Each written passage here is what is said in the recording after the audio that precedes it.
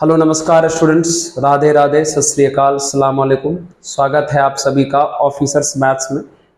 मैं रितेश रोशन। उम्मीद करते हैं आप सभी लोग स्वस्थ होंगे, मस्त होंगे।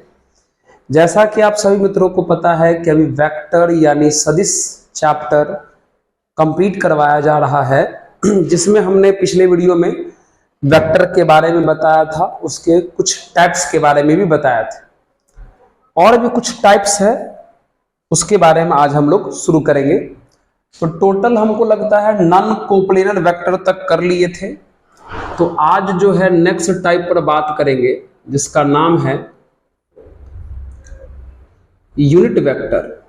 बहुत ही इंपॉर्टेंट पॉइंट है यूनिट वेक्टर, ठीक है, जिसको हिंदी में एकांक सदिश कहते हैं।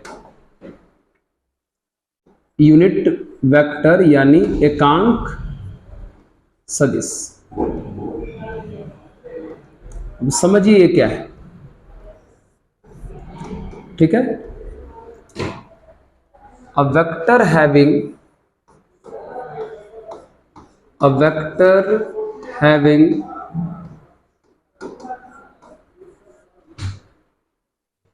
Unit magnitude, a vector having unit magnitude called unit vector. अगर हम इसको हिंदी में बोल दें, हिंदी वाले मित्र लोग बुरा नहीं मानिएगा, लिख लीजिएगा।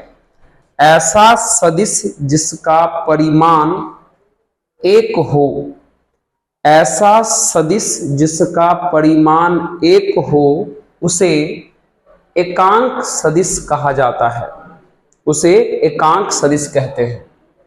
A vector having unit magnitude called unit vector, मतलब ऐसा वेक्टर जिसका मैग्नीट्यूड 1 हो। यूनिट का मतलब होता है 1 प्यारे, यूनिट का मतलब कितना होता है 1। ऐसा वेक्टर जिसका मैग्नीट्यूड कितना हो जाए 1, ठीक है। चलिए, जैसे एग्जांपल में यूनिट वेक्टर को लिखा कैसे जाता है। जैसे मान लो हमने ए लिख लिया और उसके ऊपर इस प्रकार का साइन लगा दिया। इस प्रकार के साइन को कैप कहा जाता है, यानी ए कैप। और इसका मतलब हुआ यूनिट वेक्टर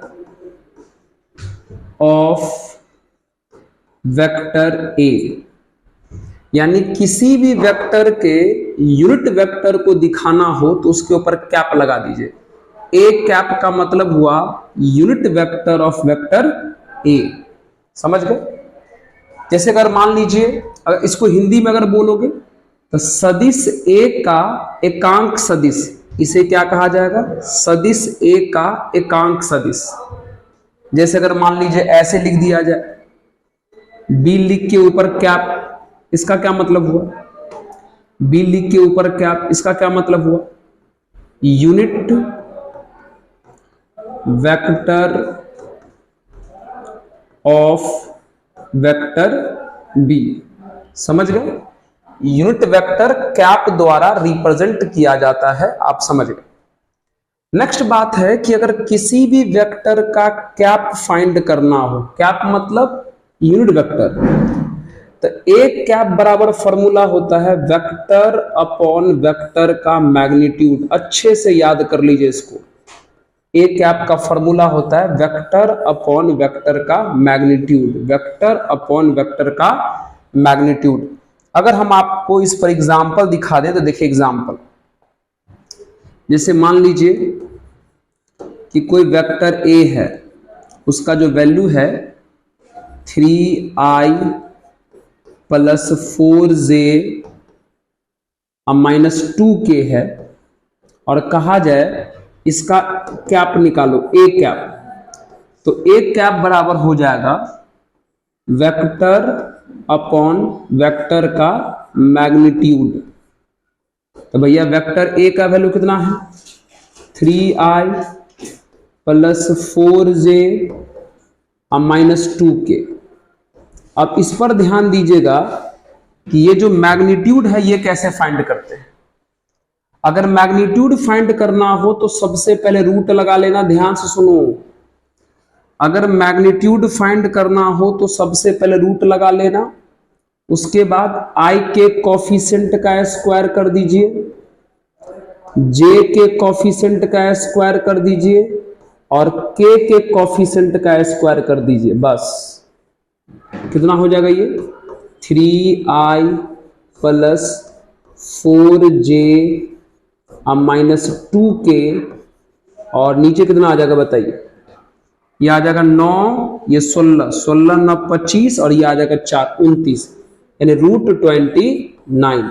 अगर मन करे तो आप इसे अलग अलग भी कर सकते हो। √29 को मन करे तो आप अलग अलग कर सकते हो। अलग अलग करने का मतलब इसको लिख सकते हो 3/√29, आई लिख सकते हो, जे को भी दे सकते हो तो 4/√29 जे लिख सकते हो, फिर के को भी दे सकते हो तो -2/√29 के लिख सकते हो। इस प्रकार से तो समझ में आया। अगर किसी वेक्टर का कैप फाइंड करना हो तो इस तरीके से करना है। इसको पहले नोट कर लीजिए पॉज करके, ठीक है, बहुत बढ़िया, ठीक है, नोट कर लीजिए। आइए इसके बारे में और भी कुछ बातें बताते हैं हम आपको यूनिट वेक्टर के बारे में। सिंबल समझ लिए, फॉर्मूला समझ लिए और आइए कुछ खास बातें नोट करिए इसको पॉज करके, ठीक है, ओके। ये देखिए नोट, ये जो नोट लिखा रहे हैं बहुत बड़ी बात है, इसको ध्यान से सुनिएगा। जैसे पहला नोट क्या है, पहला नोट क्या है, ये वेक्टर, ये वेक्टर, ये वेक्टर, ये तीनों पैरेलल है। ये वेक्टर बी है, मान लो वेक्टर ए, इसको बी का है मानोगे, ये वेक्टर ए ले लीजिए, इसको वेक्टर बी ले लीजिए, इसको वेक्टर सी ले लीजिए। ठीक से देखिए, यह वेक्टर और ये वेक्टर तीनों पैरेलल है। तीनों क्या है, पैरेलल है। अगर वेक्टर पैरेलल हो, ध्यान रखना, अगर वेक्टर पैरेलल हो तो सभी वेक्टर का कैप सेम होता है, मतलब A cap equal to B cap equal to C cap. मतलब पैरेलल वेक्टर का यूनिट वेक्टर सेम होता है, ये बात ध्यान रखना। अगर वेक्टर पैरेलल है तो उसका कैप सेम होगा। इसलिए कहा जाता है कि यूनिट वेक्टर का प्रयोग खास करके डायरेक्शन को शो करने के लिए करते हैं। यूनिट वेक्टर का प्रयोग खास करके डायरेक्शन को शो करने के लिए करते हैं। तो भैया इन तीनों का तो डायरेक्शन सेम ही है ना, और जब इन तीनों का अगर डायरेक्शन सेम है इसका मतलब तीनों का कैप भी क्या रहेगा, सेम। डायरेक्शन मतलब यूनिट वेक्टर मतलब डायरेक्शन, ऐसा आप समझ सकते हैं। डायरेक्शन सेम है तो यूनिट वेक्टर सेम होगा, यूनिट वेक्टर सेम है तो डायरेक्शन सेम होगा। याद रखिएगा कि पैरेलल वेक्टर का यूनिट वेक्टर इक्वल होता है, ठीक है। चलिए सेकंड नोट ध्यान रख के सुनेंगे, सेकंड नोट, ठीक है। क्या कैसा लग रहा था? हमारे क्लास में अभी एक 10th के स्टूडेंट बैठे हुए हैं, 10th नहीं सॉरी 9th के, मजे ले रहे हैं इसके। जब बोर हो जाइए तो चले जाइए। आइए तो समझ गए, अगली बात बताते हैं। अभी हम आपको एक फॉर्मूला बताए थे, एक सेकंड रुकिएगा थोड़ा सा।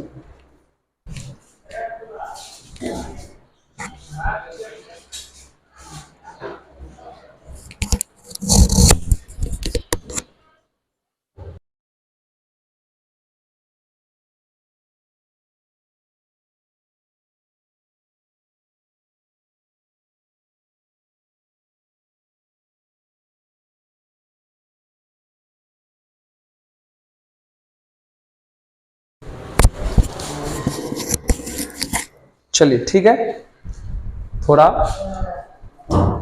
बीच में थोड़ा सा रुकावट के लिए खेद है ना। आइए क्या है सुन लीजिए। अभी अभी हम एक बहुत ही इंटरेस्टिंग बात आपको समझाया था, बहुत, ये वाला देखिए, ये वाला, ए कैप बराबर ए अपॉन ए का मैग्नीट्यूड। ये बहुत ही लाजवाब पॉइंट है। वेक्टर ए कैप बराबर वेक्टर अपॉन वेक्टर का मैग्नीट्यूड। भैया आप इसका बाय क्रॉस करो तो प्यारे, अगर इसका बाय क्रॉस मल्टीप्लाई कर दोगे तो क्या वेक्टर ए बराबर वेक्टर ए का मैग्नीट्यूड इंटू ए का कैप बोल सकते हैं क्या? याद रखो, दुनिया का कोई भी वेक्टर अगर फाइंड करना हो तो उसके मैग्नीट्यूड में उसके कैप से मल्टीप्लाई कर दो, आंसर आ जाएगा। देखा कितना अच्छा फॉर्मूला मिला। Very very important, very very important. इसका यूज हम लोग सवाल बनाते वक्त करेंगे। कोई भी वेक्टर फाइंड करना हो, कोई भी वेक्टर फाइंड करना हो तो उसके मैग्नीट्यूड में उसके कैप से मल्टीप्लाई कर दो, आंसर आ जाएगा। वेक्टर बराबर वेक्टर का मैग्नीट्यूड इंटू कैप। कैप मतलब यूनिट वेक्टर, ये बात ध्यान रखिएगा, ठीक है। उसके बाद तीसरा जो पॉइंट आता है, बार बार हम जो है यूज कर रहे थे लेकिन अभी बता रहे, देखो ये है हमारे पास एक्स एक्सिस, ये है वाई एक्सिस और जेड एक्सिस ऐसे बोर्ड पर परपेंडिकुलर होता है, हम उसको ऐसे दिखा रहे हैं। ये है जेड एक्सिस और ये ओरिजिन है, ठीक है मित्र। एक्स एक्सिस के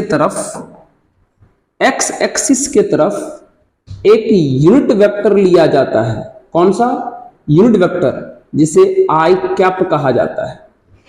वाई एक्सिस के तरफ एक यूनिट वेक्टर लिया जाता है जिसे जे कैप कह सकते हैं, और जेड एक्सिस के तरफ एक यूनिट वेक्टर लिया जाता है जिसे के कैप कहते हैं। कहने का मतलब एक्स एक्सिस के डायरेक्शन को दिखाने के लिए आई कैप यूज करते हैं, वाई एक्सिस के डायरेक्शन को दिखाने के लिए जे कैप यूज करते हैं, और जेड एक्सिस के डायरेक्शन को दिखाने के लिए के कैप। आई जे के, आई जे और के, ये तीनों के तीनों प्यारे यूनिट वेक्टर है। ये तीनों के तीनों क्या है? यूनिट वेक्टर है, ठीक है। इसका मतलब आई कैप इक्वल टू, इसका मतलब आई कैप का magnitude equal to J cap का magnitude equal to K cap का मैग्नीट्यूड। समझा? गलती से ये मत करना, आई बराबर जे मत कर देना और जे बराबर के मत कर देना, गलती हो जाएगा। क्यों? क्योंकि वेक्टर को इक्वल होने के लिए मैग्नीट्यूड और डायरेक्शन दोनों सेम होना चाहिए। तो आई जे के का मैग्नीट्यूड सेम है, डायरेक्शन नहीं। तो आई जे के वेक्टर इक्वल नहीं है, लेकिन मैग्नीट्यूड दोनों का, तीनों का इक्वल है। और कितना के बराबर है? 1 के बराबर। कितना के बराबर? 1 के बराबर। तो आपको यूनिट वेक्टर से रिलेटेड ये तीनों बात आपको ध्यान रखना है कि पैरेलल वेक्टर का कैप सेम होता है, वेक्टर निकालने के लिए वेक्टर का मैग्नीट्यूड इंटू वेक्टर का कैप यूज करते हैं। आई जे के एक प्रकार का यूनिट वेक्टर है, आई को एक्स के तरफ, जे को वाई के तरफ और जेड के को जेड की तरफ लगाते हैं। आई का, जे का और के का मैग्नीट्यूड 1 के बराबर होता है, लेकिन आई जे के खुद आपस में बराबर नहीं होता है क्योंकि डायरेक्शन सेम नहीं है, इसलिए। चलिए नोट कीजिएगा जल्दी से इसको। तो ये थी कहानी किसकी? यूनिट वेक्टर की, है ना। समझ आया होगा, उम्मीद करते हैं। अब चलते हैं जिसका नाम है कोलिनियर वेक्टर। बड़ा इंटरेस्टिंग पार्ट है आज का, कोलिनियर वेक्टर। ये भी बहुत इंटरेस्टिंग है। कोलिनियर वेक्टर, संरेख सदिश, संरेख सदिश हिंदी में कहते हैं इसको, संरेख सदिश, ठीक है। चलिए सुनिएगा। ऑल पैरेलल और एंटी पैरेलल, ऑल पैरेलल और anti parallel vectors are called collinear vector. समझिए, हिंदी में अगर बोलेंगे, सभी समांतर या प्रति समांतर सदिशों को संरेख सदिश कहा जाता है। सभी समांतर या प्रति समांतर सदिशों को संरेख सदिश कहा जाता है। मतलब जितने भी पैरेलल वेक्टर हैं और जितने भी एंटी पैरेलल वेक्टर हैं वो सारे के सारे कोलिनियर हैं। ये देख लो, देख लो, पैरेलल हो या एंटी पैरेलल हो, पैरेलल हो या एंटी पैरेलल हो, ये सारे के सारे कोलिनियर हैं, सारे के सारे कोलिनियर हैं। वेक्टर पैरेलल हो या एंटी पैरेलल हो, कोलिनियर होता है। समझ में आया? अब इसका क्या कहानी है ये समझना है आपको, ये समझना है। एकदम वेरी वेरी इंपॉर्टेंट पॉइंट लिखा रहे हैं, यहां समझिएगा। If vector A and vector B are collinear, एकदम समझो अच्छे से। अगर किसी ने आपको कह दिया कि भैया वेक्टर ए और वेक्टर बी कोलिनियर है, देन इसका दो मतलब बनता है। पहला मतलब कि अगर वेक्टर बी में किसी न किसी स्केलर से मल्टीप्लाई करोगे तो वो पक्का वेक्टर ए के बराबर आ जाएगा, या वेक्टर ए में किसी न किसी स्केलर से मल्टीप्लाई करोगे तो वो पक्का वेक्टर बी के बराबर आ जाएगा, है ना।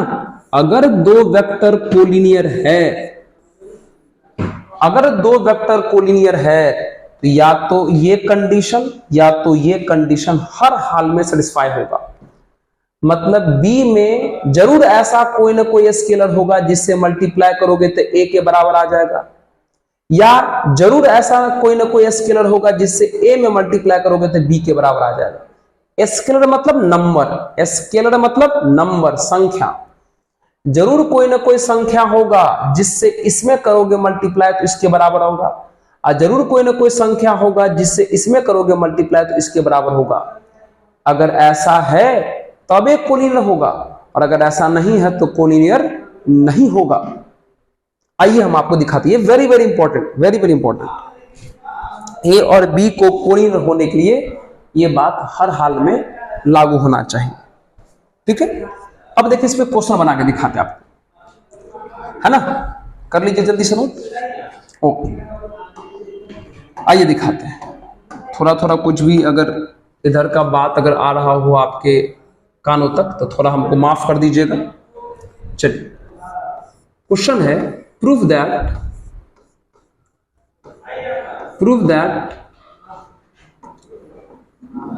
Vectors 3i plus 4j minus k and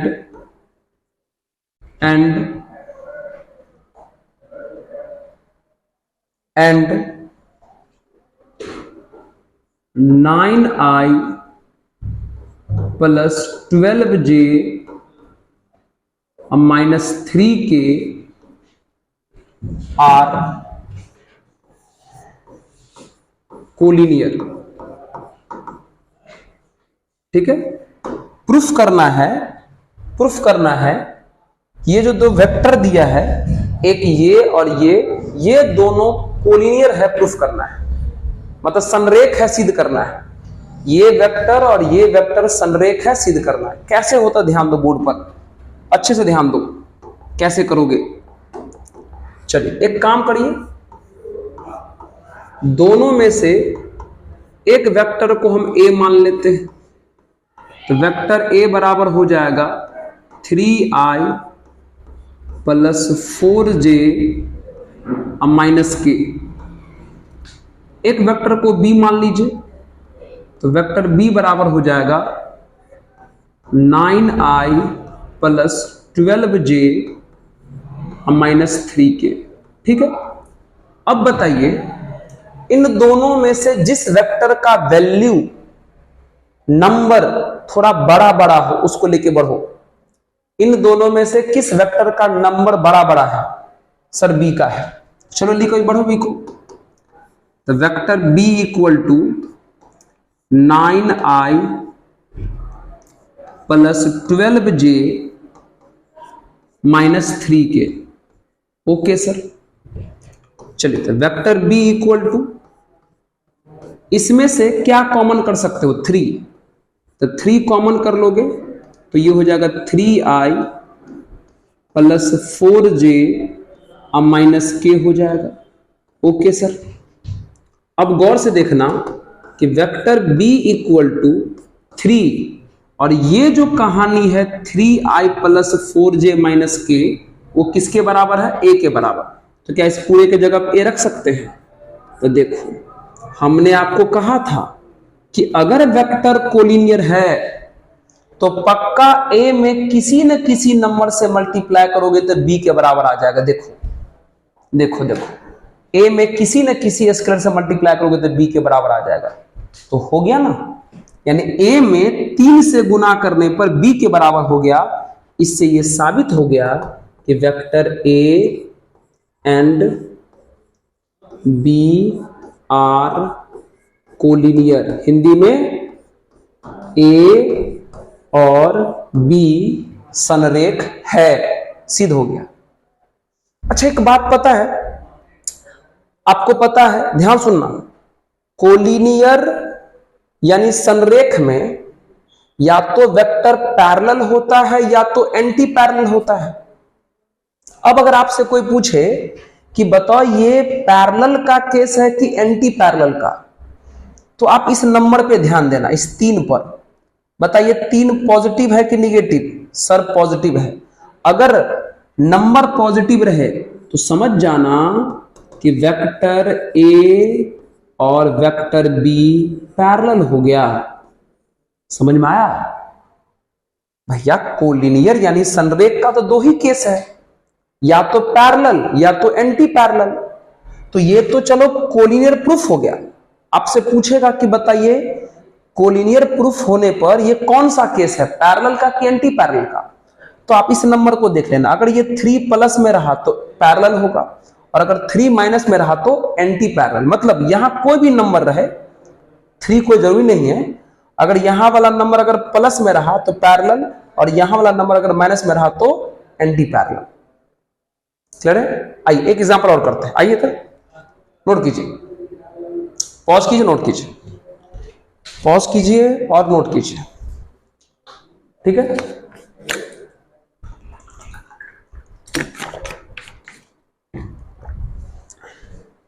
हम आपको टाइप्स खत्म करते करते बहुत सारी बातें बता देंगे। ओके, चलिए नेक्स्ट एक क्वेश्चन है, prove that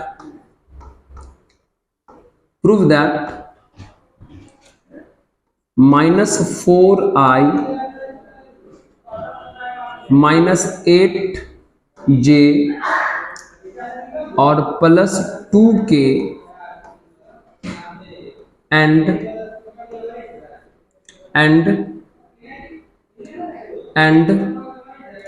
2i plus 4j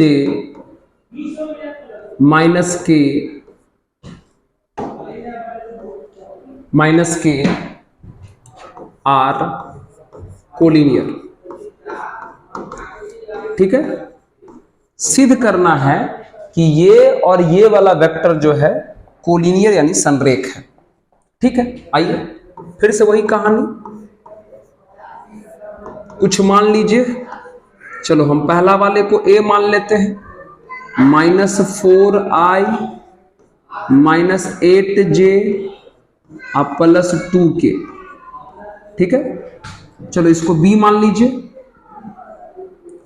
तो b equals to 2i plus 4j minus k। अब बताइए इन दोनों में से किसका नंबर बड़ा बड़ा है, उसको लेके बढ़िए। सर a का है तो a को लेके चलो, तो a बराबर -4i माइनस 8j अब प्लस 2k। ठीक है, चलिए a बराबर, इसमें से क्या कॉमन कर सकते हो सर, -2। अगर -2 कॉमन कर लेते हैं तो ये प्लस 2i हो जाएगा, ये प्लस 4j हो जाएगा और ये माइनस k हो जाएगा। क्लियर है? Yes sir. अब वेक्टर a इक्वल्स टू -2, अब ये जो है 2i plus 4j minus k, देखो किसके बराबर है, b के बराबर है, तो यहां पर b लिख सकते हो। अब देखो तो आ गया, वेक्टर b में किसी न किसी नंबर से मल्टीप्लाई करने पर a के बराबर आ गया। इसका मतलब a and b are collinear, मतलब a और b समरेख है।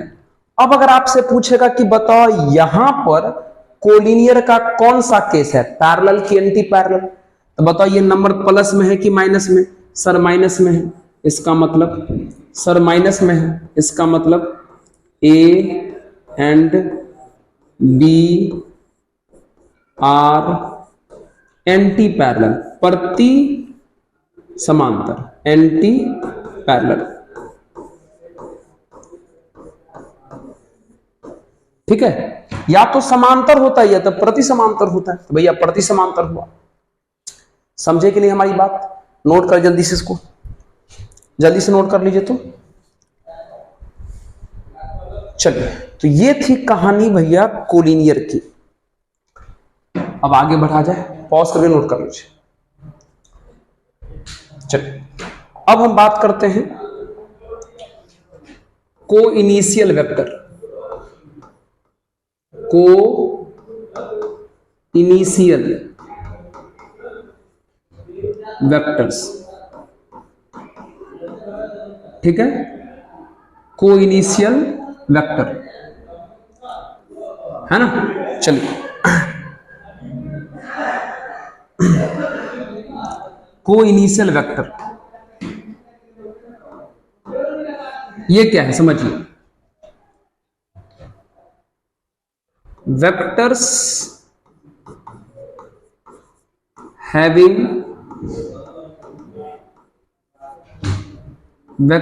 having same initial point, vectors having same initial point, मतलब वेक्टर ऐसा हो जिसका प्रारंभिक बिंदु, मतलब जहां से वो शुरू हो रहा है, सबका सेम हो। जैसे मान लो, जैसे यहां पर एक पॉइंट है ना, अब मान लो इसी पॉइंट से एक वेक्टर ये शुरू हुआ, एक वेक्टर ये शुरू हुआ, एक वेक्टर ये शुरू हुआ, एक वेक्टर ये शुरू हुआ, तो ये सारे के सारे को इनिशियल हैं। क्या है? को इनिशियल हैं। समझ में आया? को इनिशियल मतलब समान प्रारंभिक बिंदु वाला सदिश, जिसका प्रारंभिक बिंदु क्या हो? समान हो। समझ गए? मतलब वेक्टर ऐसा होना चाहिए जिसका स्टार्टिंग पॉइंट सेम रहे। स्टार्टिंग पॉइंट क्या रहे? सेम रहे। अच्छा, एक काम और कर सकते हैं, समझिएगा हमारी बात को। जैसे वेक्टर में क्या है ना, ध्यान सुनो, वेक्टर क्या है ना, आप एक वेक्टर को उठा के दूसरे जगह पे रख सकते हो, एक वेक्टर को उठा के दूसरे जगह पे रख सकते हो, बस ध्यान रहे उसका डायरेक्शन और मैग्नीट्यूड नहीं बदले, है ना। जैसे मान लीजिए एग्जाम्पल, जैसे मान लीजिएगा एक वेक्टर हमारा ये है, इसका नाम हम ए देते हैं, है ना। हम इस वेक्टर को उठा के कहीं और रख सकते हैं, मान लो यहां पर रख देते हैं। बस आपको क्या रखना है, दोनों का डायरेक्शन और मैग्नीट्यूड सेम रखना है। मतलब वेक्टर मूवेबल होता है, आप एक वेक्टर को उठा के दूसरे जगह पे रख सकते हो, बस उसके डायरेक्शन में और मैग्नीट्यूड में चेंज नहीं आना चाहिए, दिशा में और परिमाण में कोई बदलाव नहीं आना चाहिए। समझ में आया? वेक्टर को एक जगह से उठा के दूसरे जगह रख सकते हो, बस उसके डायरेक्शन में और मैग्नीट्यूड में कोई चेंज नहीं होना चाहिए। अब ये बात हम क्यों बोल रहे हैं समझो, ये बात हम क्यों बोल रहे हैं समझो। अगर किसी ने आपको कहा कि सर एक बात बताओ, जब सब वेक्टर का टेल एक जगह है तो नाम पड़ गया कोइनिशियल, अगर सभी वेक्टर का हेड एक जगह हो जाए, अगर सभी वेक्टर का हेड एक जगह हो जाए, तब क्या इसका नाम कोइनिशियल पड़ेगा? सभी वेक्टर का अगर हेड एक जगह हो जाए तब क्या इसका नाम कोइनिशियल पड़ेगा? बिल्कुल पड़ेगा। क्यों? आप इस वेक्टर को आगे की तरफ यहां ला सकते हो, आप इस वेक्टर को आगे की तरफ यहां ला सकते हो, और आप इस वेक्टर को आगे की तरफ इधर ले जा सकते हो। अब बताइए तो क्या तीनों का टेल एक जगह हो गया? पहले ग्रीन वाले का हेड एक जगह लग रहा था, और जब इस वेक्टर को शिफ्ट करके यहां कर दिए, इस वेक्टर को शिफ्ट करके यहां कर दिए, और इस वेक्टर को उठा के यहां डाल दिए, अब व्हाइट वाले का हेड यहां, सॉरी टेल यहां पर आ गया। अब इसी के जैसा हो गया। तो वेक्टर का टेल एक जगह रहे या वेक्टर का हेड एक जगह रहे, कोइनिशियल होता है। समझ में हमारी बात? अगर टेल एक जगह रहेगा तब भी कोइनिशियल, हेड एक जगह रहेगा तब भी कोइनिशियल। समझ में आया हमारी बात? ओके सर, नोट कर लीजिए इसको। तो ये था टाइप्स ऑफ वेक्टर की कहानी, और इसी पर ना आपके बुक में कुछ क्वेश्चन दिया हुआ है, आइए हम तुरंत उसको बना देते पहले, ठीक है? चलिए आइए, एक्सरसाइज जितना अभी बताए हैं उस पर एक छोटा सा एक्सरसाइज है 10.1, वो बता देते हैं। चलिए पहला क्वेश्चन कहता है कि आप भी किताब निकाल लीजिए मित्र, उसे देखिएगा। Represent graphically a displacement of 40 kilometre 30 degree east of north. ठीक है, समझिएगा। चलिए बना लेते पहले।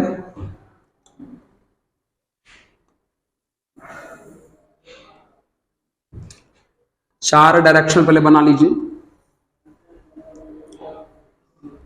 ये आपको पता है नॉर्थ है, ये साउथ है, ये ईस्ट है और ये वेस्ट है ना? सही है। चलिए बहुत बढ़िया, ये ईस्ट और ये वेस्ट।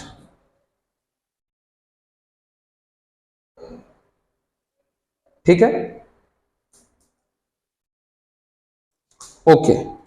अब देखिए क्वेश्चन में क्या बोला कि 40 किलोमीटर का डिस्प्लेसमेंट है और एंगल कैसा है 30 डिग्री ईस्ट ऑफ नॉर्थ।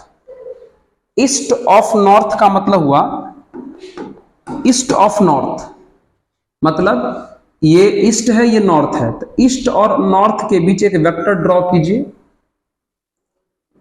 मान लीजिए कि ये 40 किलोमीटर डिस्टेंस वाला है ना। ईस्ट ऑफ नॉर्थ का मतलब हुआ नॉर्थ के साथ 30 डिग्री का एंगल बनाता हुआ एक वेक्टर बन गया। ये कितना बनाना था 40 किलोमीटर का, तो मान लिए कि ये जो डिस्टेंस है वो 40 किलोमीटर का है और एंगल कितना का था 30 डिग्री। ईस्ट ऑफ नॉर्थ का मतलब हुआ जिसमें ऑफ लगा रहता है एंगल उसके साथ बनाते हैं। ईस्ट ऑफ नॉर्थ, नॉर्थ के साथ था ऑफ लगा हुआ, तो हम इसमें लगाएंगे 30। समझ रहे हमारी बातों को? ये सिंपल क्वेश्चन था हमारे पहला क्वेश्चन। दूसरा क्वेश्चन में क्या था देखिएगा, दूसरा क्या क्वेश्चन, अरे समझ में आया भाई कि नहीं आया समझ में? अरे कुछ नहीं करना था, एक 40 किलोमीटर का एक वेक्टर बनाना था और इस तरीके से बनाना था कि ताकि वो नॉर्थ के साथ 30 डिग्री का एंगल बनावे। तो ईस्ट ऑफ नॉर्थ का मतलब ईस्ट और नॉर्थ के बीच जाने वाला वेक्टर है जो नॉर्थ के साथ 30 का एंगल बना रहा है। बस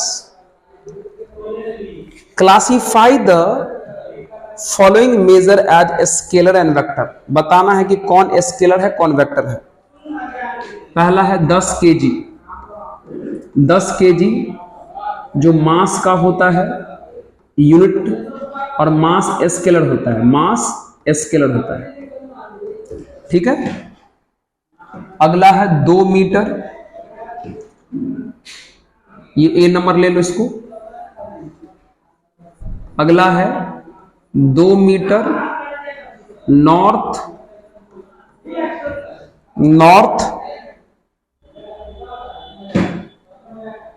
waste, north west 2 meter distance है और नॉर्थ वेस्ट डायरेक्शन है, इसका मतलब ये डिस्प्लेसमेंट हुआ।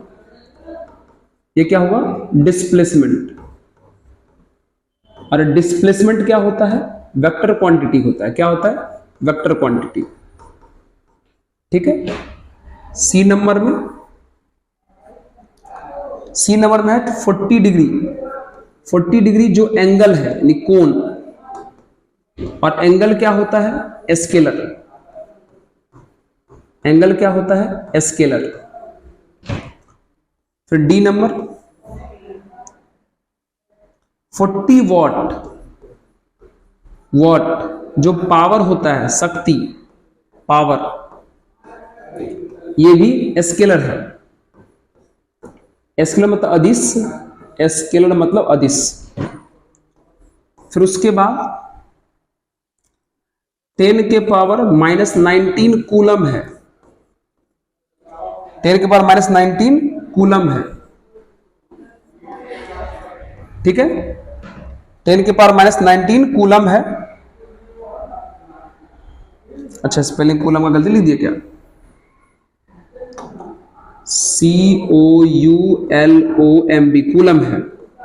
और आपको पता है कूलम मतलब चार्ज होता है, यूनिट, और चार्ज एक प्रकार का स्केलर क्वांटिटी है। कैसा है?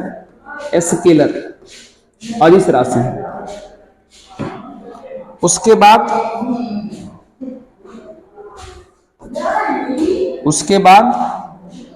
20 मीटर पर सेकंड स्क्वायर, 20 मीटर पर सेकंड स्क्वायर ये एक्सेलरेशन होता है, एक्सीलरेशन। और एक्सेलरेशन एक प्रकार का क्या होता है? वेक्टर। क्या होता है?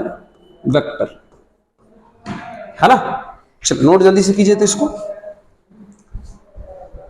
कीजिए नोट, ठीक है। थोड़ा बगल से आवाज आपको लगता है ज्यादा आप लोग को पहुंच रहा होगा, इसलिए सोच रहे जल्दी से ये एक्सरसाइज कंप्लीट करके आज का वीडियो खत्म कर दे। कर लिए नोट?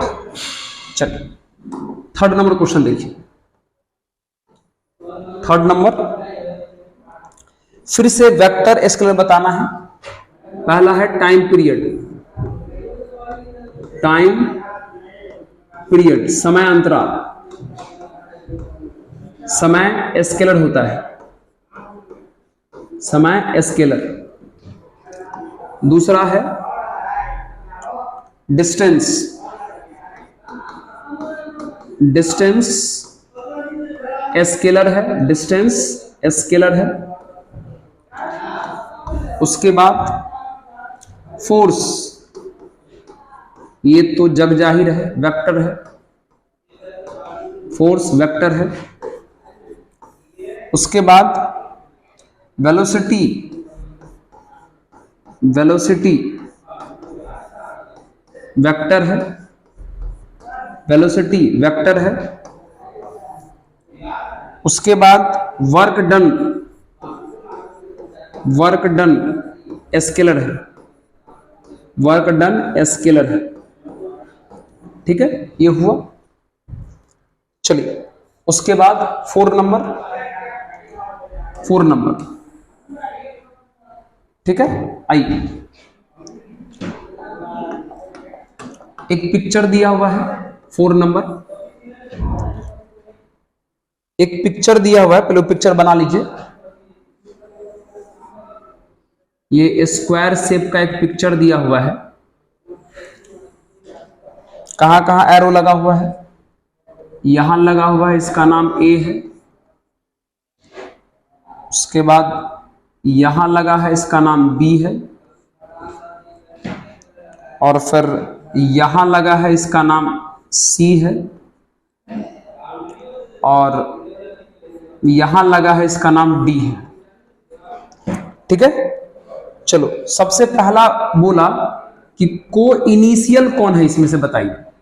क्या बोला है? को इनिशियल मतलब समान प्रारंभिक बिंदु, मतलब जिसका टेल एक जगह हो या हेड एक जगह हो, तो कौन होगा को इनिशियल में? तो को इनिशियल में ए और डी होगा, A and D, A and D को इनिशियल होगा, ए एंड डी को इनिशियल होगा, क्योंकि दोनों का टेल क्या है, एक जगह है। ठीक है, को इनिशियल। उसके बाद सेकंड नंबर में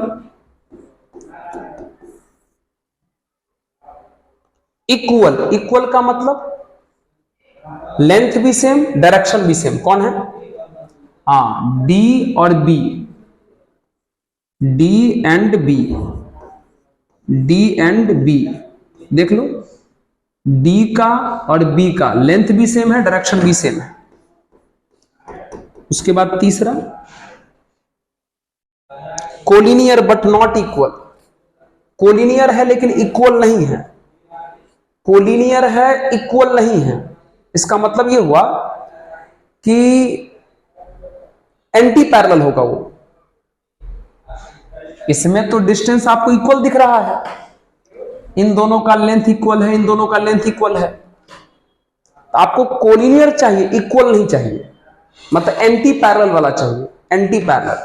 तो भैया ये और ये देख लो, ए वाला और सी वाला एंटी पैरेलल है, A and C anti parallel है। इसका मतलब ये दोनों कोलिनियर हो जाएगा, इक्वल नहीं होगा। और कुछ पूछा था क्या? नहीं, बस। ठीक है, यहां पर एक आंसर इसका भी आप कर सकते हो, यहां पर इसका भी आंसर कर सकते हो। जैसे ए का और डी का टेल एक जगह है, तो ये दोनों को इनिशियल है। तो भैया सी का और डी का हेड एक जगह है, तो यहां आंसर में सी और डी भी आ सकता है, सी और डी भी आंसर में यहां लिखा सकता है। समझे? नोट कर जल्दी से इसको। चलिए, हो गया। अब नेक्स्ट जो हमारे पास क्वेश्चन है, आइए उसको थोड़ा अगले स्लाइड लेके चलते हैं। नेक्स्ट जो हमारे पास क्वेश्चन है वो ये है, एक 4 ऑप्शन है, A and minus A are, बताना है कौन सा ट्रू है कौन फॉल्स है। आप किताब देखिएगा, उसमें लिखा हुआ है A and minus A are collinear, बिल्कुल सही है, ट्रू है। ए और माइनस ए कोलिनियर होगा, ट्रू होगा। 2 collinear vector are always in equal magnitude. नहीं, अगर वेक्टर कोलिनियर है तो कोई जरूरी नहीं है कि वो इक्वल होगा, है ना। देख लीजिए, ये वेक्टर और ये वेक्टर कोलिनियर है लेकिन इक्वल नहीं है, तो ये सेकंड स्टेटमेंट जो है फॉल्स है। Third, 2 vectors having same magnitude are collinear. कह रहा है कि मैग्नीट्यूड सेम है तो कोलिनियर होगा, ये भी फॉल्स है। कोलिनियर को डायरेक्शन से मतलब होता है, मैग्नीट्यूड से नहीं। डायरेक्शन सेम होगा तब हो सकता है कोलिनियर, लेकिन मैग्नीट्यूड सेम होगा तो कोई जरूरी नहीं है कि कोलिनियर होगा, है ना। क्योंकि देख लो, एक वेक्टर ये है और एक वेक्टर ये है, दोनों का लेंथ सेम है, लेकिन ये दोनों कोलिनियर नहीं है, क्योंकि ये दोनों ना तो पैरेलल है ना तो एंटी पैरेलल है। तो थर्ड नंबर गलत है। Fourth number, two collinear vectors having the same magnitude are equal. Two collinear vectors having the same magnitude are equal. अगर दो वेक्टर कोलिनियर है और उसका मैग्नीट्यूड सेम है तो इक्वल होगा ना, कोई जरूरी नहीं है। इसे देख लो, ये वेक्टर और ये वेक्टर दोनों कोलिनियर है, मैग्नीट्यूड भी सेम है, लेकिन दोनों इक्वल नहीं है, ये फॉल्स कहलाएगा, ये फॉल्स। कोलिनियर है, ये कोलिनियर भी है, मैग्नीट्यूड भी सेम है, लेकिन इक्वल नहीं है क्योंकि दोनों का डायरेक्शन सेम नहीं है। समझ में आया हमारी बात? तो 10.1 का सारा क्वेश्चन बन गया। ठीक है, नोट कर लीजिएगा जल्दी से इसको अच्छे से। चलिए आइए एक छोटा सा टॉपिक हम आपको यहां पर बता देते हैं जिसका नाम है वेक्टर लॉ ऑफ एडिशन। चलिए, ये जैसा कि हमने आपको कहा था vector law of addition, vector law of addition समझिएगा। ये ट्रायंगल है ना, सुनिएगा, ये ट्रायंगल है, इसका नाम हम ए देते हैं, इसका नाम बी, इसका नाम सी। यहां एरो लगा दिए, यहां एरो लगा दिए और यहां एरो लगा दिए। अब सुनिए हमारी बात को, इसमें वेक्टर लॉ ऑफ एडिशन का क्या मतलब हुआ समझिएगा हमारा बात। बताओ तो, इसमें आप वो वेक्टर ढूंढो जिसका टेल पर टेल है और हेड पर हेड है। बताओ, इसमें आप वो वेक्टर ढूंढ के बताओ जिसका टेल पर टेल है और हेड पर हेड है।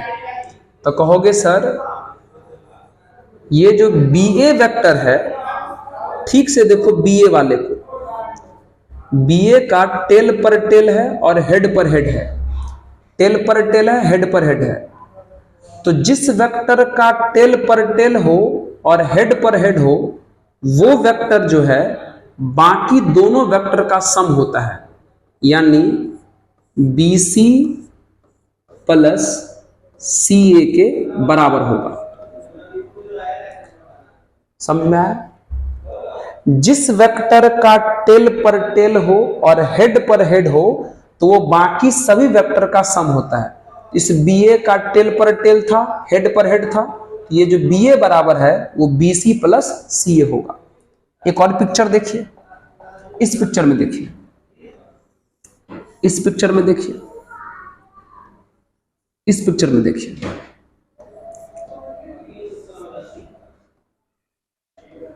चलो ये ले लो P Q R S। बताओ तो इसमें किसका टेल पर टेल है और हेड पर हेड है? तो कहोगे सर ये जो PS आप देख रहे हो, PS उसी का टेल पर टेल है और हेड पर हेड है। तो वेक्टर PS जो है वो बाकी का सम होगा, मतलब PQ, vector PQ plus vector QR, vector QR अब प्लस वेक्टर RS। आपको यह ढूंढना है जिस वेक्टर का टेल पर टेल हो और हेड पर हेड हो वो वेक्टर बाकी सभी वेक्टर का सम होता है। तो PQ QR RS इक्वल होगा। ठीक है, एक और एग्जांपल देख लीजिए, एक एग्जांपल और देख लीजिए। मान लीजिए ये वाला रूल है, ये देख लीजिए, ये वाला ऐसा है,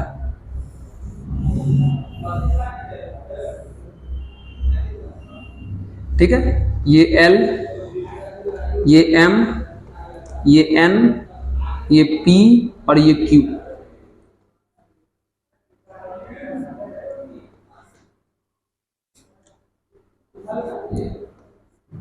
चलिए अब बताइए किस वेक्टर का टेल पर टेल है और हेड पर हेड है? देखो तो कहोगे सर ये जो आप LM देख रहे हो उसी का टेल पर टेल है और हेड पर हेड है। तो वेक्टर एल एम बराबर है ना, टेल पर टेल और हेड पर हेड, तो एल एम बराबर हो जाएगा L Q plus Q P plus P N अब प्लस एन एम। ये रूल है वेक्टर लॉ ऑफ एडिशन का। आपको वो वेक्टर ढूंढना है जिसका टेल पर टेल हो और हेड पर हेड हो, वो बाकी सभी वेक्टर का सम होता है, बाकी सभी वेक्टर का सम होता है। अब ये एग्जांपल को देखिए, ये सभी बात याद रखिएगा, ये ध्यान रखिए। सॉरी, थोड़ा सा हमको क्षमा कीजिएगा प्लीज। ये देखो तो आप अगर इस ट्रायंगल को देखोगे तो इसमें कोई भी ऐसा वेक्टर नहीं है जिसका टेल पर टेल है और हेड पर हेड है। देख लो, कोई भी आपको ऐसा वेक्टर इसमें नहीं मिलेगा जिसका टेल पर टेल और हेड पर हेड दोनों है। सर तो क्या करेंगे? आप गौर से देखिए, ये जो तीनों वेक्टर है वो एक फैशन में है, ए बी बी सी सी ए, मतलब ऐसे देख लो, A B B C A C, A B B C A C, मतलब ऐसे एंटी क्लॉकवाइज, ऐसे एंटी क्लॉकवाइज। तो सुन लो, किसी भी पिक्चर में वेक्टर एंटी क्लॉकवाइज हो या क्लॉकवाइज, किसी भी पिक्चर में वेक्टर एंटी क्लॉकवाइज हो या क्लॉकवाइज, सभी वेक्टर का सम जीरो होता है, सभी वेक्टर का सम जीरो होता है। मतलब A B plus B C plus C A बराबर जीरो हो जाएगा। किसी भी पिक्चर में अगर वेक्टर एक ही डायरेक्शन में लिखा रहे, चाहे एंटी क्लॉकवाइज और चाहे क्लॉकवाइज, चाहे एंटी क्लॉकवाइज चाहे क्लॉकवाइज, तो सभी वेक्टर का सम कितना होगा? जीरो। जैसे इस पिक्चर को देख लो, जैसे कि इस पिक्चर को देख लो, इस पिक्चर को देख लो,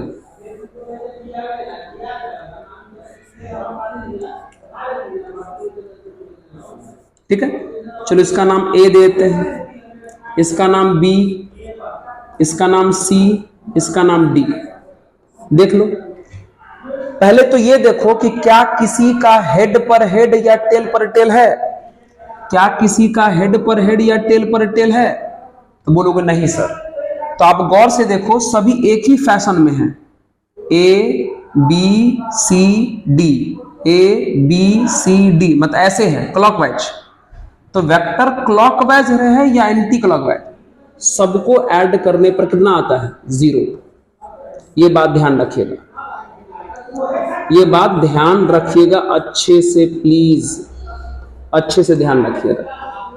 तो ऊपर का रूल अलग है, इसी रूल से ये वाला रूल बना हुआ है। तो यहां हेड पर हेड टेल पर टेल होगा तो बाकी सबका सम होगा। और यहां बता दिए, अगर एक ही फैशन में सारा वेक्टर लिखा रहे, चाहे क्लॉकवाइज चाहे एंटी क्लॉकवाइज, तो सबका सम करोगे तो जीरो आ जाएगा। चलिए मित्र, आज की क्लास को यहीं पे खत्म करते हैं। आप लोग को अच्छा लगा होगा, पढ़ते रहिए, मुस्कुराते रहिए और देखते रहिए ऑफिसर्स मैथ। जो भी छोटा मोटा आवाज आ रहा होगा हमको क्षमा कर दीजिएगा, प्लीज क्षमा कर दीजिएगा और पढ़िएगा मन लगा के। सॉरी।